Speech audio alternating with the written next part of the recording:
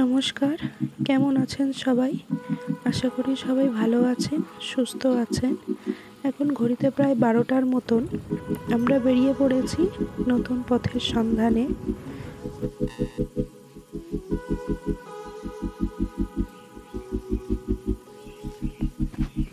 দাঁড়ান, সবার আগে পেট্রোল পাম্প থেকে পেট্রোলটা ভরিয়ে নিই, তারপরে বেরিয়ে যাব নতুন পথের উদ্দেশ্যে।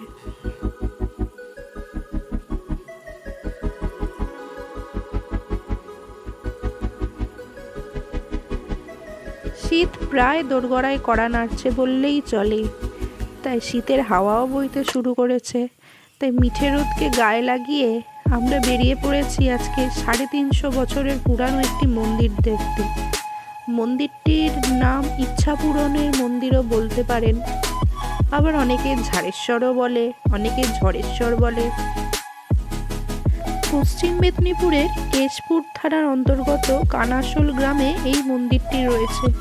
মন্দিরটি প্রায় 350 বছরের প্রাচীন শিব মন্দির, ঝড়েশ্বর। মন্দিরটি যেতে গেলে আমাদের 3টি টোলগেট পার করতে হবে। দেখুন, কথা বলতে বলতে আমরা আমাদের প্রথম টোলগেটে চলে এসেছি।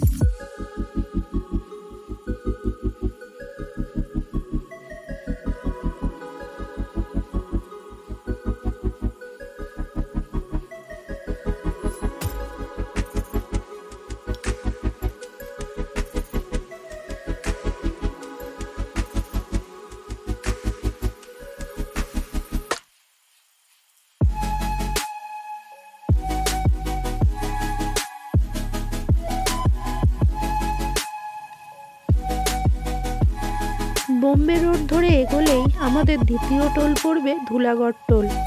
এই যে আমরা ধুলাগড় টোলে এসে পৌঁছেছি।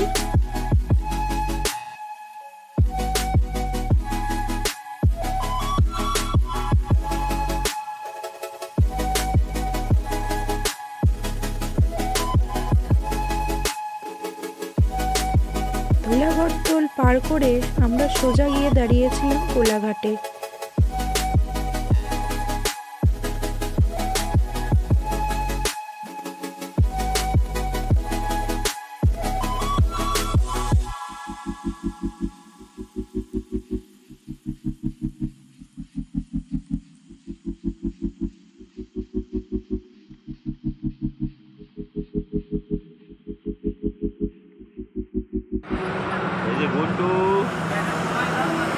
গুন্টু মা কি বলছে?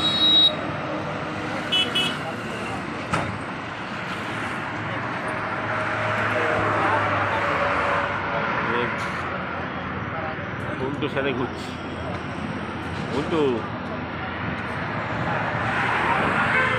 গুন্টু এখন কোলাঘাটে।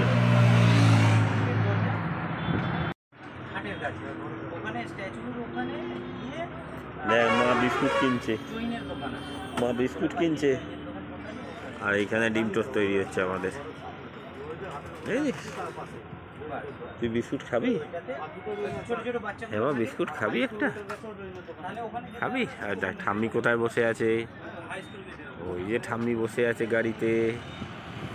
যাও, ঠাম্মির কাছে চলে যাও। ঠাম্মি বসে আছে গাড়িতে। এই যে ঠাম্মি গাড়িতে বসে আছে। এই কোলাঘাটে গাড়ি।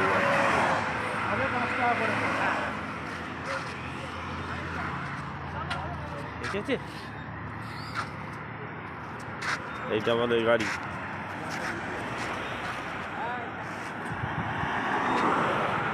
এই যে কোথায় যাচ্ছি আমরা? এই ঘুরি আর আমি ঘুরছি।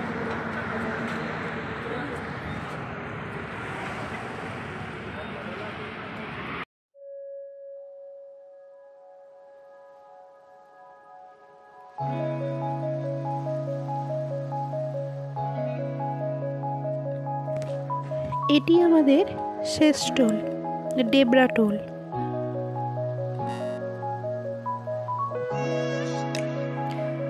আমরা যেহেতু নিজের গাড়িতে গিয়েছিলাম, সেজন্য খড়গপুরের পৌঁছানোর কিছুটা আগে হাই রোড ছেড়ে মেদিনীপুরের বাইপাস ধরেছিলাম। এই মন্দিরটিতে যেতে গেলে প্রথমে আপনাদের আসতে হবে মেদিনীপুর শহরে, এরপরে এখান থেকে বাসে করে আসতে হবে আনন্দপুর, সেখান থেকে টোটো বা অটো করে যেতে হবে মন্দিরে। আনন্দপুর থেকে মন্দিরের দূরত্ব 2 কিলোমিটার মাত্র।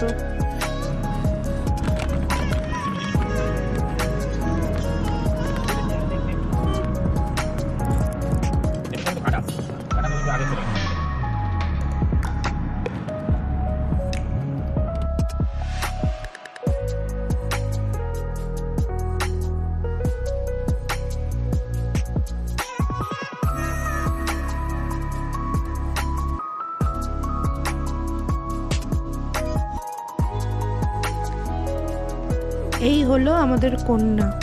সে এখন গাড়ির পিছনে ঠাম্মির সাথে বসে বাবা ঠিকঠাকভাবে গাড়ি চালাচ্ছে কিনা সেটাই একটু পরীক্ষা করছিল।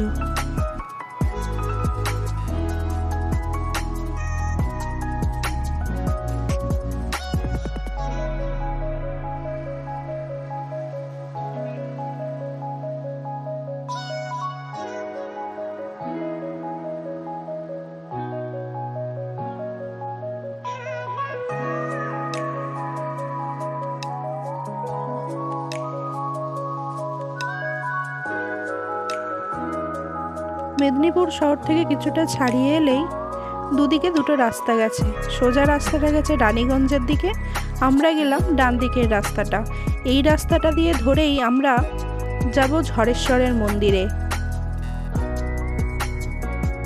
এটি হলো আড়াবাড়ি জঙ্গল। রাস্তাটা খুব সুন্দর, দেখুন চারিদিকে ঘন জঙ্গলে ঘেরা, শাল, সেগুন, পিয়াল গাছের এই জঙ্গল। যারা বেড়াতে ভালোবাসেন তারা একটু সময় পেলেই মনে হয় এক ছুটে চলে যায় কোথাও নতুন নতুন পথের সন্ধানে। আমরাও তাই বেরিয়ে পড়েছি আজকে। দেখুন রাস্তাটা অপূর্ব সুন্দর। এই রাস্তা চারিদিকে শাল, সেগুন, পিয়ালের কত গাছ, আর মাঝখানে একটা সরু রাস্তা।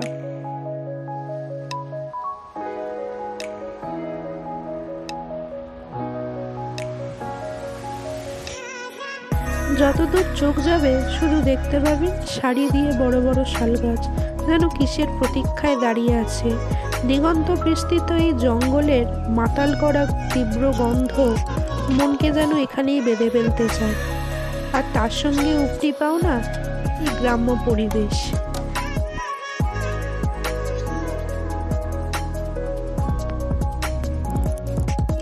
জঙ্গল পেরিয়ে গ্রামের রাস্তা ধরতেই আমরা এসে পৌঁছালাম মন্দিরের প্রবেশদ্বারে। এটি পার করেই আমরা মন্দিরের দিকে যেতে পারবো। এখন যতটা ফাঁকা ফাঁকা দেখছেন, গাজনের সময় কিন্তু এইরকম ফাঁকা থাকে না, তখন গাড়ি রাখারও জায়গা পাওয়া যায় না। বহু দূর দূরান্ত থেকে বাবার ভক্তরা ছুটে আসে বাবার কাছে।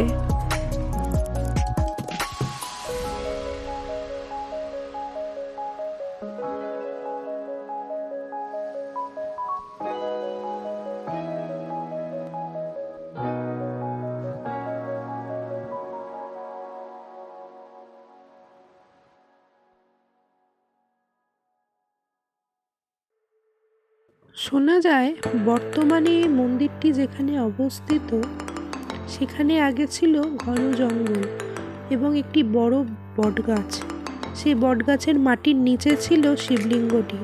এক ঋষগাবী সেই শিবলিঙ্গের ওপর প্রতিনিয়ত নিজের থেকে দুধ ঢেলে দিয়ে আসতো। এক রাখাল বালক এই দৃশ্য দেখে ফেলেছিল। সেদিন রাতেই স্বপ্ন দেখেন গাভীর মালিক, ব্রাহ্মণভূমের রাজা আলালনাথ দেব ও আরিয়াদহের পুরোহিত শীতলানন্দ মিশ্র। কৃষ্ণ গাভীটি যে জায়গায় দুধ দিত সেইখানেই মাটি খুঁড়ে উদ্ধার হয় অনাদি শিবলিঙ্গ। 1629 খ্রিস্টাব্দে ভাদ্র মাসের কৃষ্ণ চতুর্দশী তিথিতে এই মন্দিরটি প্রতিষ্ঠা হয়।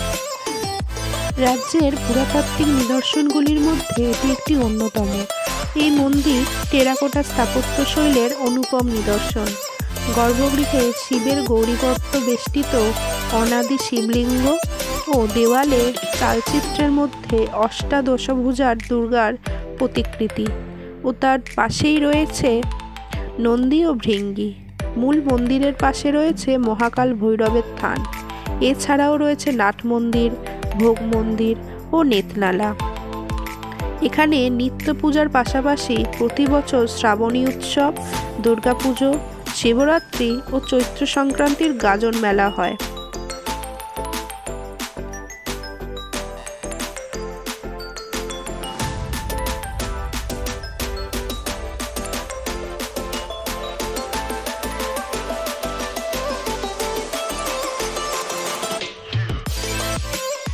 মন্দিরের সঙ্গে বিষ্ণুপুরের মন্দিরের মিল রয়েছে। মন্দিরের দেওয়াল জুড়ে রয়েছে পোড়ামাটির কাজ। রাসলীলা থেকে শুরু করে নরনারায়ণ, নারায়ণের অনন্ত শয্যা সবই রয়েছে এই মন্দিরের দেওয়ালে।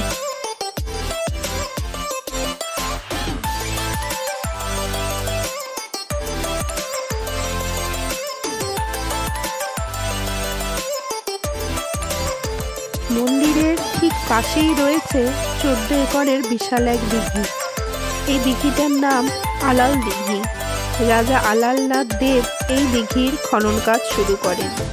ভক্তদের বিশ্বাস, এই দিঘির জলে স্নান করলে রোগমুক্ত হওয়া যায়।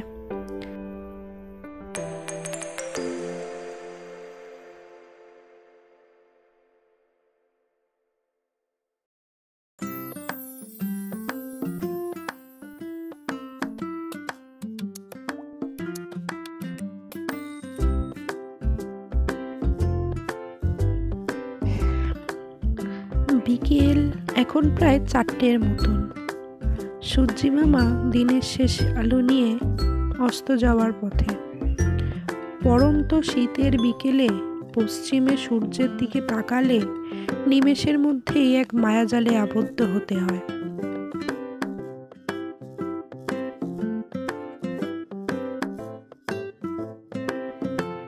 জঙ্গলের বুক চিরে ছুটে চলেছে রাজপথ। শালপিয়ালের ঘন জঙ্গলে সূর্যাস্তের মায়াবী দৃশ্য দেখে মন এক নিমেষেই শান্ত হয়ে যায়।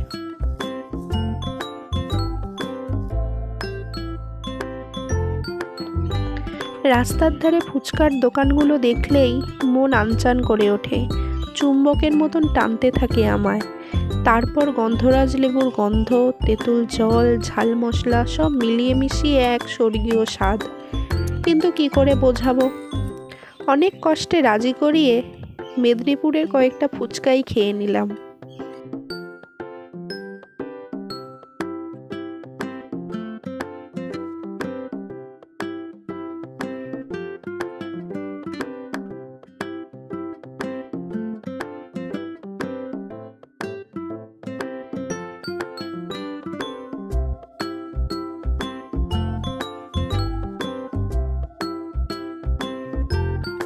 ফুচকা খেয়ে মনকে তৃপ্তি করে মেদিনীপুর শহরকে এবার আমরা বিদায় জানিয়ে নিজের ঘরের দিকে ফিরব। ভিডিওটা এখানেই শেষ করছি। আবার আসবো অন্য কোনো ভিডিও নিয়ে।